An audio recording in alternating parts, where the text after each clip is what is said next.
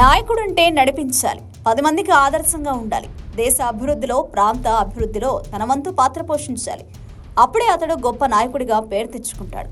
10 మంది నోట్లో నారుతూ ఉంటాడు. కానీ కొంతమంది నాయకులు తమకు అధికారం ఉందనే బలుపుతో ఇష్టానుసారంగా వ్యవహరిస్తుంటారు. అధికారంలో ఉన్నామని పొగరుతో పిచ్చి పట్టినట్టు ప్రవర్తిస్తుంటారు.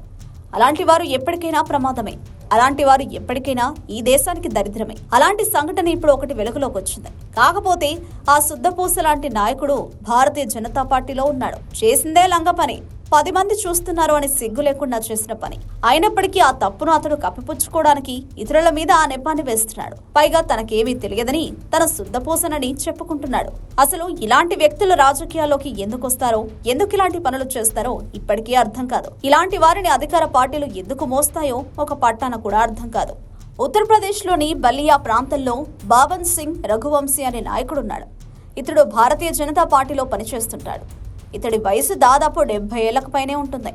అయినప్పటికీ ఈ లీడర్లో కళాపోషణలు చాలానే ఉన్నాయి. ఇతడికి అమ్మాయిలంటే పిచ్చి. పైగా మనవరాలి వయసులో ఉన్న ఒక అమ్మాయితో బహిరంగంగానే సరస సల్లాపాలు కొనసాగించాడు. పైగా ఆమెతో ముద్దు ముచ్చట్లు పెట్టుకుంటూ తోటి నాయకులు చూస్తున్నప్పటికీ అదే పనిలో మునిగిపోయాడు. కొంతమంది మీడియా ప్రతినిధులు ఈ వ్యవహారాన్ని జాగ్రత్తగా తమ సెల్ ఫోన్లో బంధించారు. ఇంకేముంది, సదరు లీడర్ భాగవతం బయటపడింది. ఇటీవల ఆ ప్రాంతంలో బీహార్ రాష్ట్రానికి చెందిన వారి వివాహం జరిగింది. ఆ వివాహానికి ఇతడిని వారు పిలిచారు.